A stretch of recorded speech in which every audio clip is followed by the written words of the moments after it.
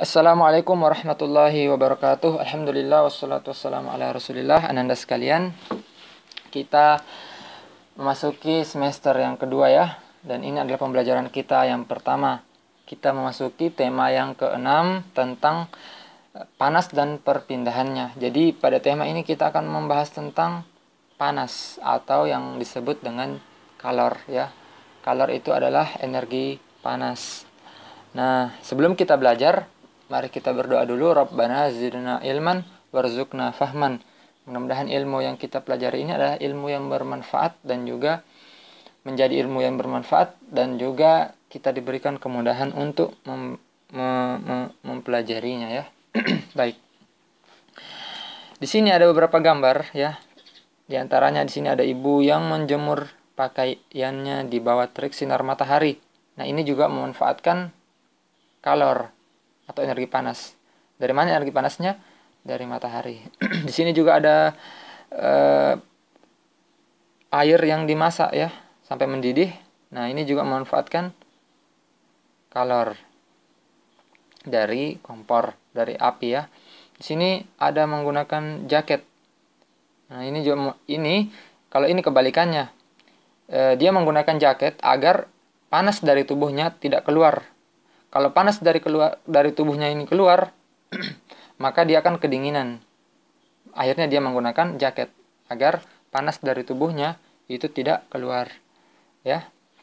Nah, ini adalah contoh-contoh pemanfaatan kalor. Baik, kita bahas dulu coba ini halaman 2, sumber energi panas. Kita bahas sumber energi panas. Apa saja sumber energi panas yang Anda sudah ketahui?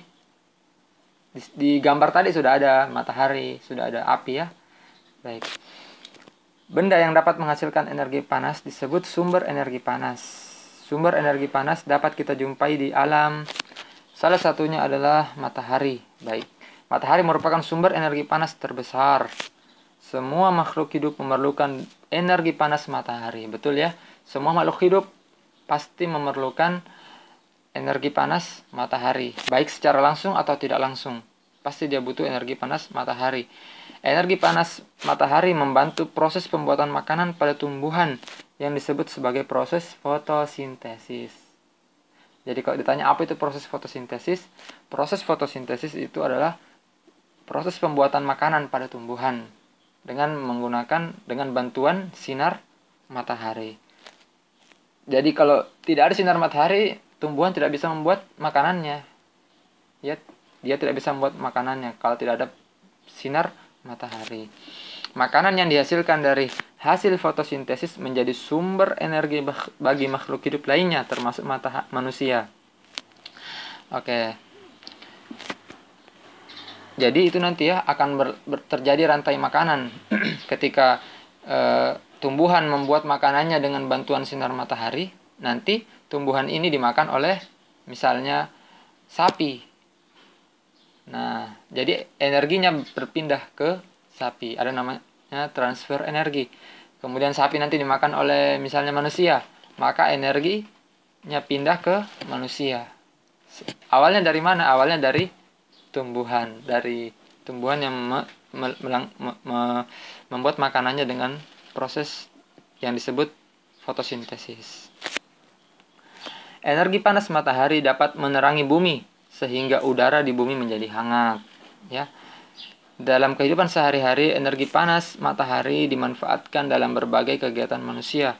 Misalnya, panas matahari digunakan untuk mengeringkan padi setelah dipanen, mengeringkan garam, mengeringkan ikan asin, bahkan untuk mengeringkan pakaian yang basah. Ini adalah pemanfaatan sinar matahari, pemanfaatan energi panas dari matahari ya. Banyak sekali manfaatnya.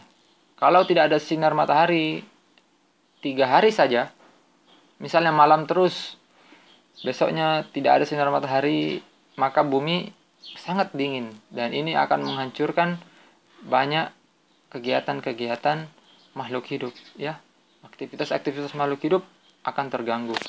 Nah, oleh karenanya Allah menciptakan siang dan juga malam silih berganti, ini ada fungsinya. Ya. Nah, ada hikmahnya. Kalau malam terus, maka bumi akan kedinginan. Dingin, sehingga banyak makhluk hidup yang akan mati. Kalau siang terus, bumi akan kepanasan. Ya, bumi akan kepanasan dan mungkin banyak makhluk hidup yang akan mati. Dari mana lagi sumber energi panas? Coba kita lanjutkan. Cobalah kamu gosokkan kedua tanganmu selama 1 menit. Apa yang kamu rasakan? Coba gosokkan tangannya selama 1 menit. Terus, nah, lama-kelamaan akan menjadi apa? Hangat ya, panas. Nah, sekarang ambillah sebuah mister plastik. Kemudian gosok-gosokkanlah pada kain yang kering selama 2 menit. Nah, sama seperti tadi. Kalau kita punya mister plastik digosokkan ke kain, maka panas juga akan kita rasakan ketika memegang atau menyentuh mister tersebut. Lalu sentuhlah permukaan mister plastik itu. Apa yang kamu rasakan? Panas ya. Setelah kamu melakukan 2 kegiatan tersebut, apakah kamu merasakan panas? Iya. Energi panas dapat dihasilkan ketika terjadi gesekan antara 2 benda. Oke, jadi energi panas dapat terjadi ketika terjadi gesekan antara 2 benda. Pada kegiatan di atas, gesekan antara kedua telapak tanganmu dan gesekan antara mister dan kain dapat menimbulkan energi panas.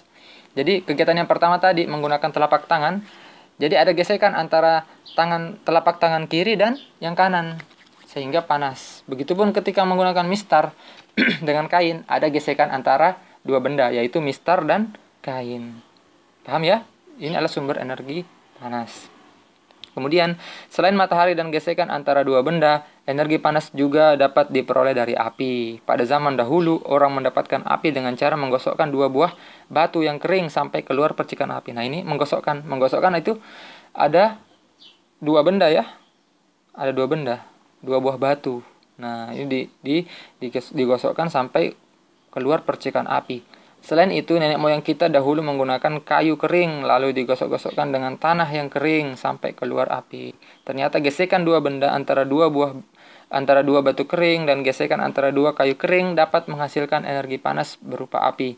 Saat ini api mudah dihasilkan dari korek api dan kompor. Banyak sekarang sumber api ya. Nah, ini pembelajaran yang pertama.